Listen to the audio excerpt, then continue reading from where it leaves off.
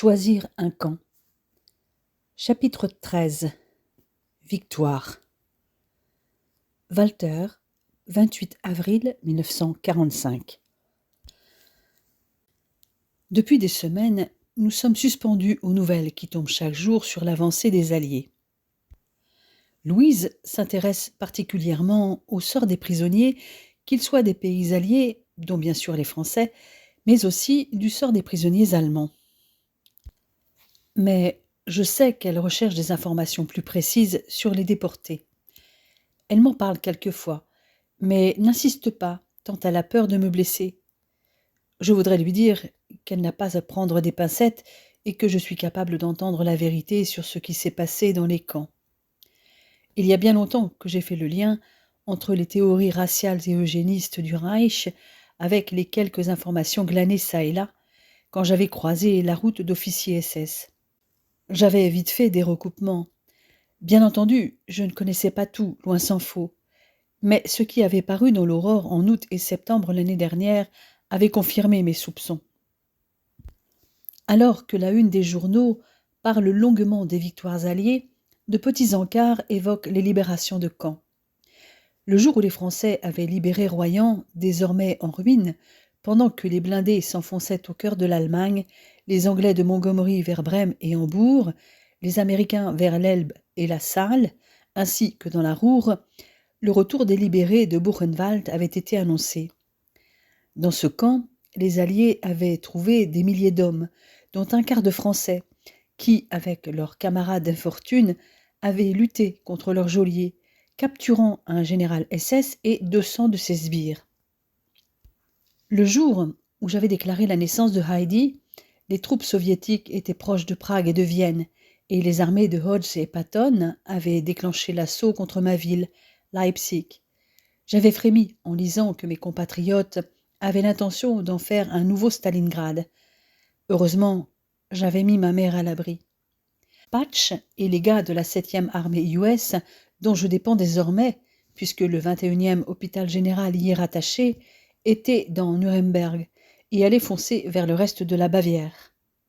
La première armée française de Delattre, qui fait aussi partie de la 7e armée US, avait refoulé les Allemands dans la plaine badoise et nettoyé la forêt noire.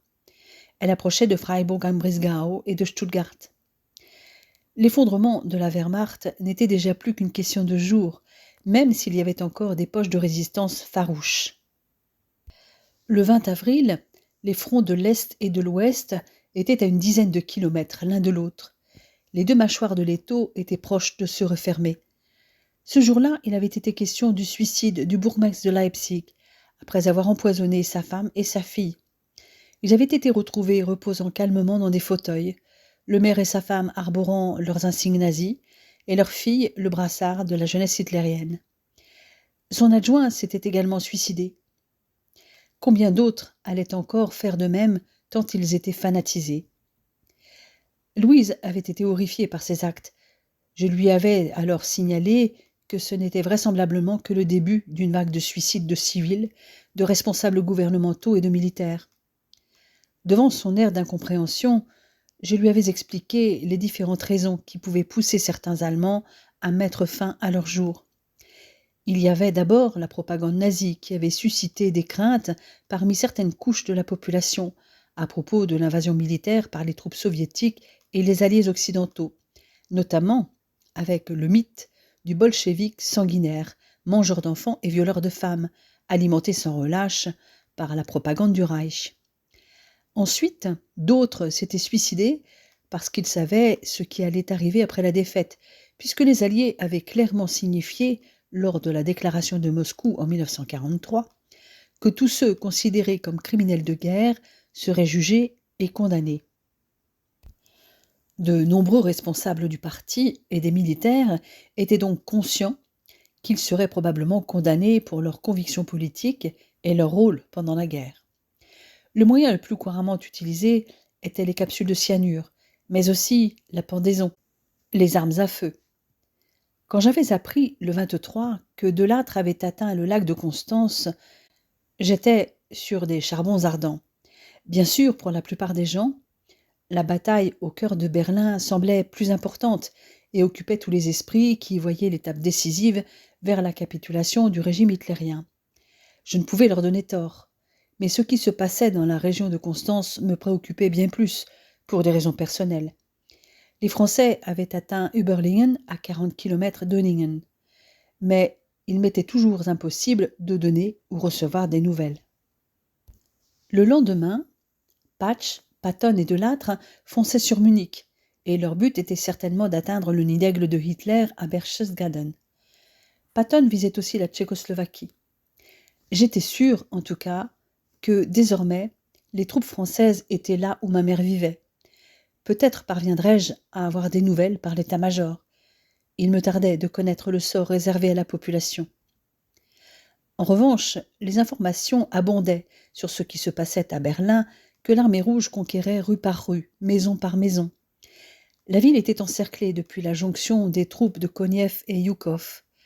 Il n'était question que de destruction, de flammes, de poussière, mais personne ne semblait savoir où était le Führer.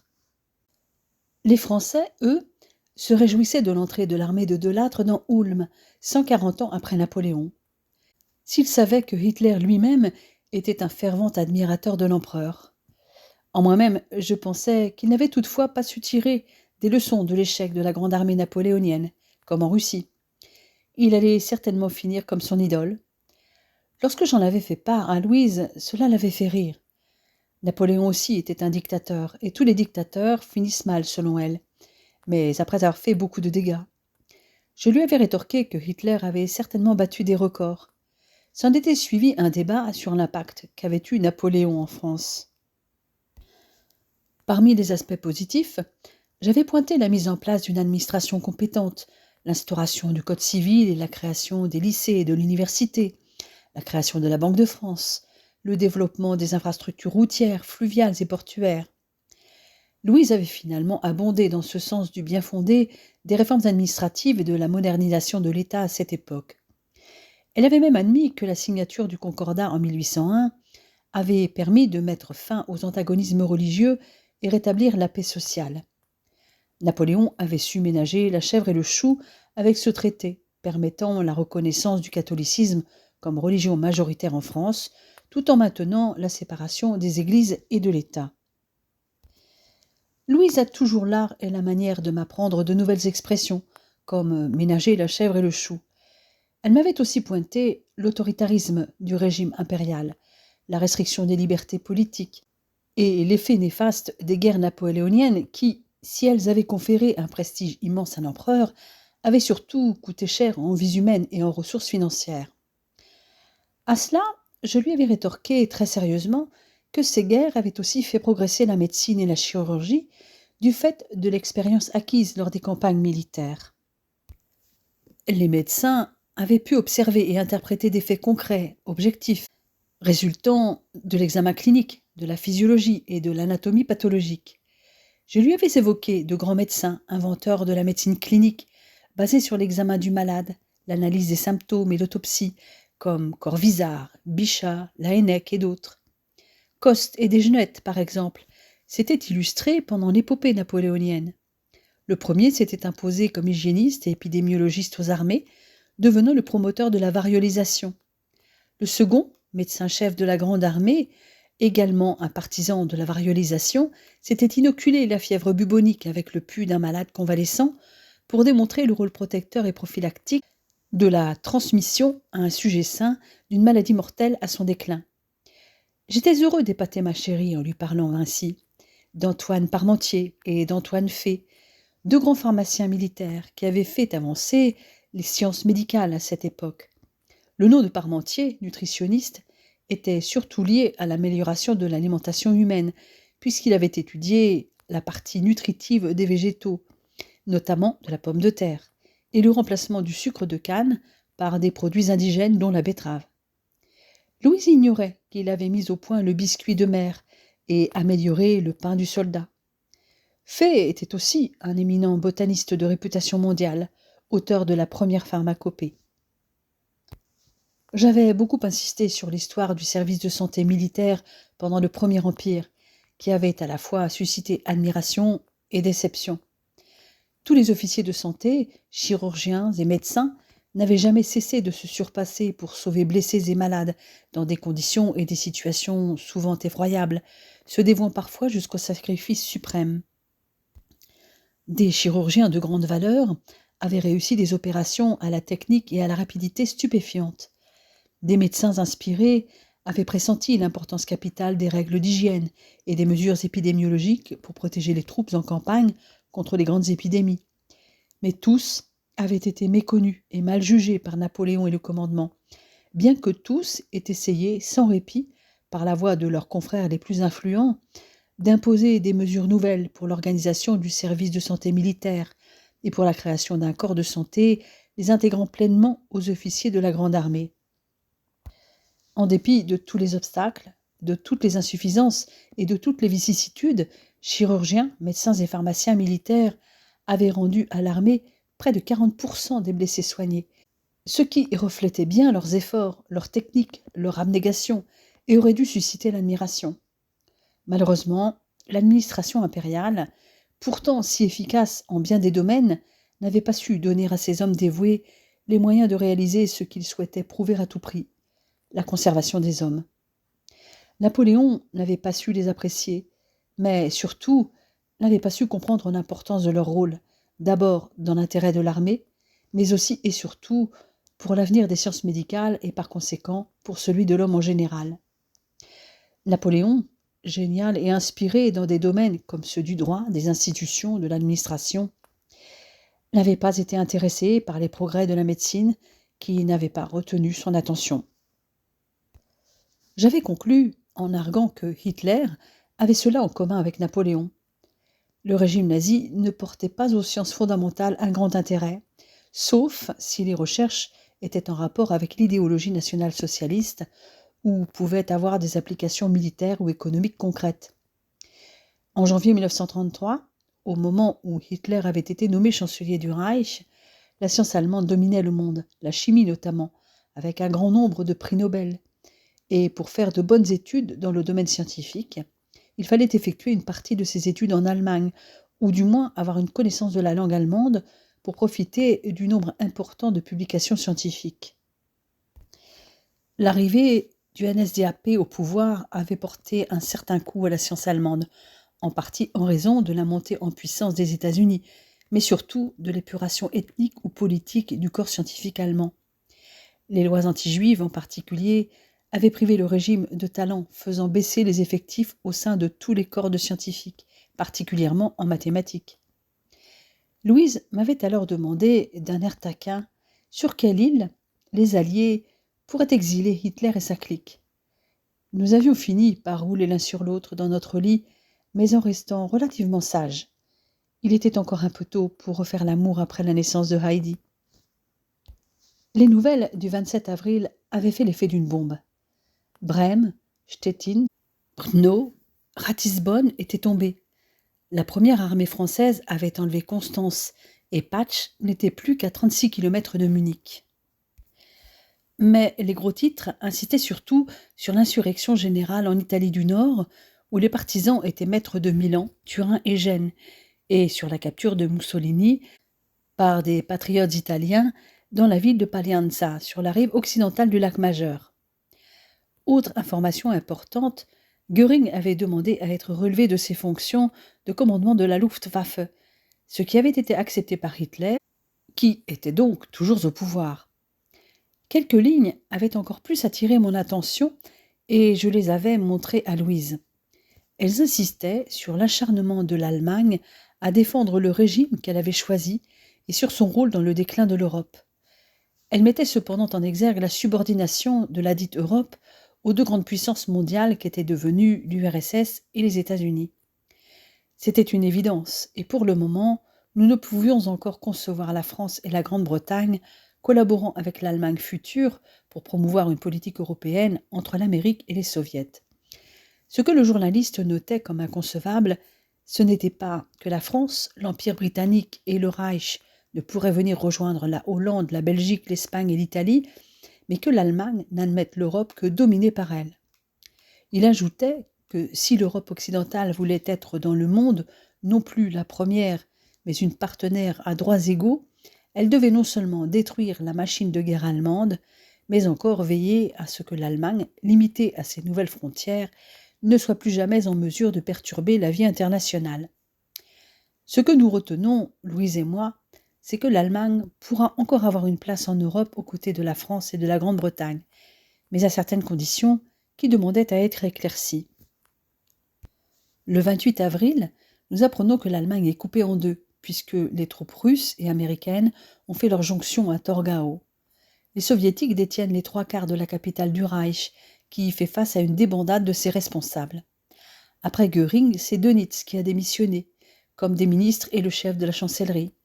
Le maire de Munich, un des premiers membres du parti nazi, s'est quant à lui suicidé après avoir refusé de défendre la ville. Comme le dit Louise, les rats quittent le navire. Le 29 avril, l'Allemagne, ou plutôt Himmler, en accord avec la Wehrmacht, mais sans l'aval de Hitler, offre aux anglo-saxons de capituler sans condition. Mais l'Angleterre et l'Amérique exigent que la Russie soit également sollicitée. Le chef de la SS aurait déclaré que le Führer était mourant et qu'il ne survivrait pas 48 heures à l'annonce d'une capitulation sans condition. Mais la réponse de Staline fuse dès le lendemain. Il conteste à Himmler le droit de traiter de la capitulation. Les 4/5 de mon pays sont occupés et les prisonniers affluent par dizaines de milliers dans tous les secteurs. Une confusion extraordinaire règne dans plusieurs provinces, comme en Bavière ou dans Munich. En proie à l'insurrection, le commissaire d'État nazi a décidé d'interrompre le combat. Le front allemand au nord subit le double assaut de Montgomery et de Yukov, et tandis que les Allemands s'accrochent désespérément dans le réduit hollandais que nettoient les Canadiens, les Britanniques poursuivent méthodiquement la liquidation de la poche ennemie qui s'étend de l'embouchure de l'Ems à celle de l'Elbe. Les Russes avancent vers Rostock et menacent Lübeck, Kiel et le Schleswig. Ils progressent aussi en Autriche, pendant que les Français ont achevé d'anéantir les forces ennemies en Forêt-Noire et en Jura-Souabe, et atteint la frontière autrichienne, comme les blindés de Patch. De la Baltique à l'Italie, en passant par la Bohême, c'est la débâcle pour les forces allemandes. Mussolini a été exécuté par les partisans italiens, avec ses anciens secrétaires du parti fasciste et sa maîtresse Clara Petacci. Selon la radio suisse, leurs corps ont été exposés sur une place de Côme, là où il y a quelques semaines, 15 patriotes italiens avaient été fusillés par les Allemands. Louise a trouvé dommage que les partisans aient fait justice eux-mêmes, plutôt que le Duce soit traduit devant un tribunal digne de ce nom. Elle m'avoue que cela lui rappelle l'épuration sauvage en France, où tant de femmes avaient été tondues pour avoir fréquenté ou avoir été suspectées d'avoir fréquenté des Allemands. Louise, 6 mai 1945. Les événements semblent se précipiter. Entre les tétés et les quelques tâches ménagères, j'ai le temps de lire les journaux. Et le soir, lorsque Walter rentre dans notre petite chambre, nous discutons des événements dont notre avenir dépend. Le 1er mai, Himmler a renouvelé son offre de capitulation aux Trois Grands via le comte Bernadotte. Nous espérons évidemment que les Alliés acceptent. Et alors que les Français ont donné l'assaut à la poche allemande de La Rochelle et débarqué à Oléron, nous apprenons le 3 mai que les armées allemandes d'Italie ont capitulé sans condition. On parle d'1 million de prisonniers. Il y a bien dû y en avoir autant depuis le débarquement. Je me demande bien comment les Alliés vont gérer tout ça. Mais ce qui a fait l'effet d'une bombe, encore une, c'est l'annonce théâtrale de la mort de Hitler par Dönitz, grand amiral d'une flotte qui n'existe plus. Goebbels et le chef d'état-major de la Wehrmacht se seraient aussi donné la mort avec lui. Le successeur désigné du Führer, désormais à la barre de la galère nazie, a déclaré qu'il était tombé dans le combat. Walter dit qu'il fait entrer à sa manière le dictateur dans une légende, car bien qu'incarnant à ses yeux et aux miens la malfaisance d'un régime qui a semé la dévastation, il est sûr que pour certains, il restera l'emblème d'un germanisme désespéré, une soif de conquête et de domination, l'inspiration de la revanche. Hitler, bien que chargé de crimes, responsable de massacres et de martyrs, va symboliser pour ces fanatiques l'ordre en lutte contre l'anarchie. Ces personnes-là vont faire profil bas pendant un moment, mais à un moment donné, ils ressurgiront pour exploiter les inévitables déceptions que l'avenir peut nous réserver. Certains ne prétendent-ils pas déjà que dans 50 ans, le monde se rendra compte que Hitler avait raison? D'aucuns se demandent même s'il est vraiment mort, car son corps n'a pas encore été retrouvé à la chancellerie. Ça me fait froid dans le dos, mais il faut être lucide. Walter a raison. L'idéologie nazie n'est pas qu'un phénomène allemand, il est international. Le 5 mai, selon un ordre du jour spécial de Staline qui a reçu les félicitations du général de Gaulle, Berlin s'est rendu et les troupes de Zhukov et de Konev occupent entièrement la capitale. Hambourg est entièrement aux mains des Britanniques qui ont fait 500 000 prisonniers.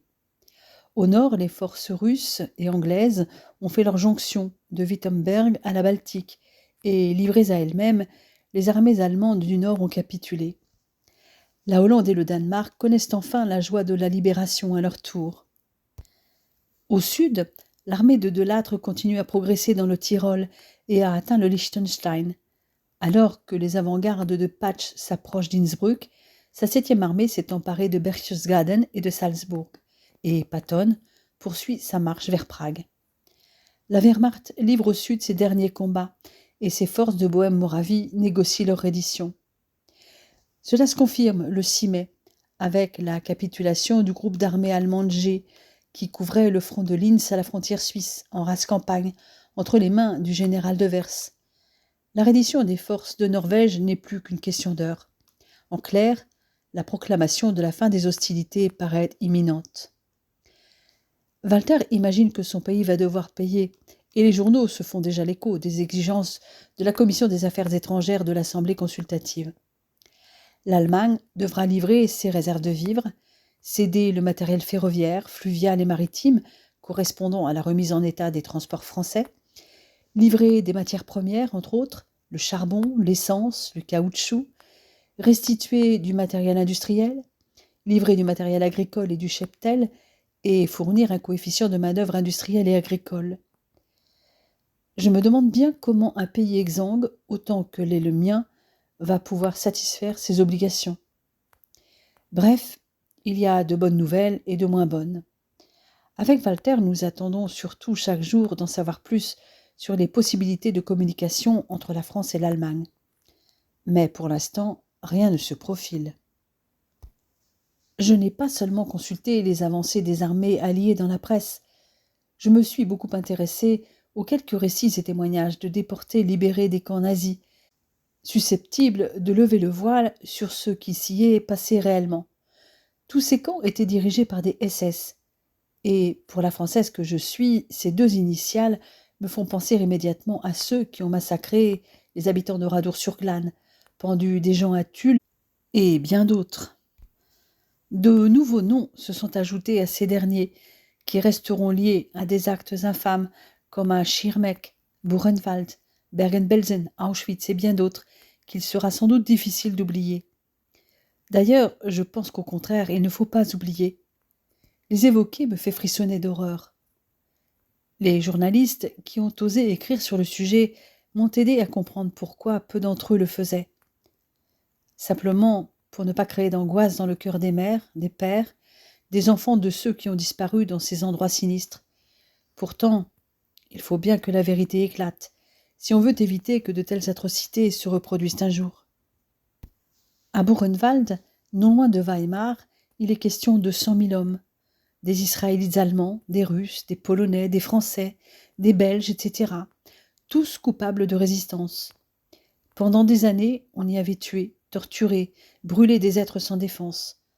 Pour arriver à leur fin, les nazis avaient inventé dans leur cerveau fou les moyens les plus abjects, comme les laisser debout dans la cour sous une pluie torrentielle ou la neige pendant 24 heures et abattre ceux qui tombaient, comme les pendre devant tous les autres prisonniers ou les bastonner jusqu'à la mort. Chaque jour, chaque heure, des centaines de corps disparaissaient dans des fours crématoires spécialement aménagés. 5000 hommes mouraient tous les mois, suite à des tortures, pendus, victimes d'épidémies ou de misère physiologique. Dans ces camps, il y avait aussi des femmes. Les geôliers étaient des SS, mais aussi des condamnés de droit commun, qui rendaient chaque soir visite à ce qu'ils appelaient leur quartier réservé. C'est là qu'était morte en août 1944 la fille aînée du roi d'Italie, la princesse Mafalda de Hesse, à la suite d'un bombardement. Quelques heures avant l'arrivée des libérateurs, 20 000 hommes devaient être passés au lance-flammes qui n'avait pas fonctionné.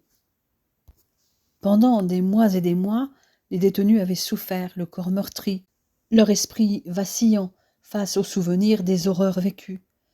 Combien ont disparu exactement? Le saurons-nous un jour? Le général de Gaulle était allé à la rencontre des premiers rapatriés de Buchenwald, parmi lesquels le général Schall et son fils, dont l'état était si désespéré qu'il était décédé le soir même de son retour à l'hôpital où il avait été transporté. Beaucoup sont déjà morts là-bas, mais parmi les survivants rapatriés, combien vont remonter la pente? Un correspondant de guerre américain a raconté ce qu'il avait vu au camp de Bergen-Belsen, où se trouvaient 60 000 hommes et femmes, prisonniers de guerre ou politiques, qui tous mouraient littéralement de faim le jour de l'arrivée des soldats britanniques. Ils recevaient 3 livres de pain tous les 15 jours et 2 bols de soupe claire par jour. Une centaine de ces malheureux succombent encore chaque jour depuis, car le typhus fait rage et un bon millier en sont atteints, parmi les 15 000 nécessitant une hospitalisation. Des corps nus en décomposition étaient entassés à ciel ouvert. Les gardiens SS désarmés par les Tommies avaient prétendu qu'ils n'avaient pas de combustible pour brûler les cadavres, ni de temps pour les enterrer. En réalité, d'après les survivants, ils en avaient encore fusillé 2000 la veille, dont les corps criblés de balles étaient restés sur place. Même après la libération du camp, les prisonniers n'avaient pas fini de souffrir, car quelques jours après, des bombardiers allemands avaient attaqué les ambulances et les voitures-citernes envoyées par les Alliés pour venir en aide aux survivants. À Dachau, le correspondant de guerre français a décrit l'horreur qu'il avait ressentie devant les 2000 cadavres décharnés, roulés dans des logs immondes, entassés dans des wagons, attendant qu'on les enterre. Des civils allemands qui fuyaient devant les troupes alliées filaient le long du train, poussant leurs brouettes. Ils regardaient le charnier, leur visage exprimant la peur. Depuis le 1er janvier, 11 000 personnes étaient mortes dans ce camp, qui, d'après certains déportés, n'était pas le plus dur. Les survivants faisaient visiter les lieux dans les moindres recoins, pour que les libérateurs et les journalistes voient de leurs yeux ce qu'ils enduraient. Ces hommes amaigris à l'extrême craignaient qu'on ne les croie pas ou qu'on pense qu'ils exagéraient. Ainsi, le correspondant avait passé un quart d'heure dans l'infirmerie, un quart d'heure qu'il n'oubliera jamais. 80 paillasses dans une pièce de 20 mètres sur 10, avec dessus 80 hommes au crâne tondu qui semblaient fragiles au point de se briser. Les figures grosses comme le poing, trouées d'immenses yeux sans fond, plus fous que douloureux, à la peau livide et aux membres filiformes. L'un d'entre eux était mort pendant que le journaliste était là, si agité qu'il était tombé 3 fois de sa paillasse, sur laquelle un infirmier l'avait replacé à chaque fois, sans que les autres malades y prêtent attention, bien trop occupés à respirer. Et surtout, ils en avaient tant vu mourir.